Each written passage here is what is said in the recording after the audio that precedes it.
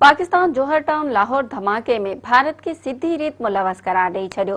क़ौमी सलामती बाबति वज़ीर आज़म जे सलाहकार मुईद यूसुफ, इतलात वारे वफ़ाक़ी वज़ीर फवाद चौधरी ऐं IG पंजाब इनाम ग़नी इस्लामाबाद में गॾियल प्रेस कॉन्फ्रेंस में लाहौर धमाके में भारत के मुलवस करार ॾिनो।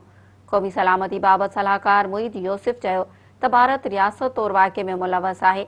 मास्टर माइंड बि भारत जो शहरी आहे। दहशतगर्दी जी वारदात में भारतीय ॻुझी एजेंसी राह जो हथ आहे।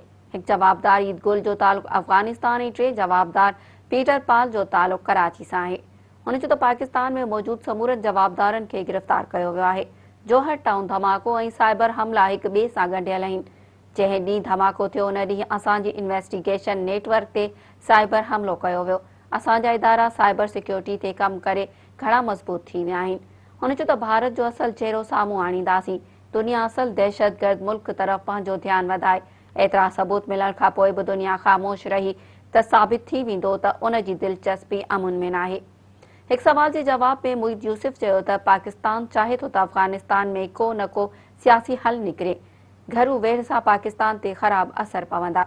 वफ़ाक़ी वज़ीर फवाद चौधरी ॻाल्हाईंदे चयो त पाकिस्तान डिघे अरसे ताईं दहशतगर्दी ख़िलाफ़ जंग विढ़ी आहे।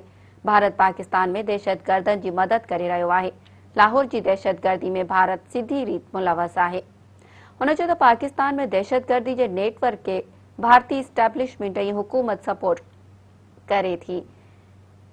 IG पंजाब इनाम ग़नी बि जोहर टाउन धमाके जा तफ़सील प्रेस कॉन्फ्रेंस ज़रिए मीडिया आॾो पेश कया।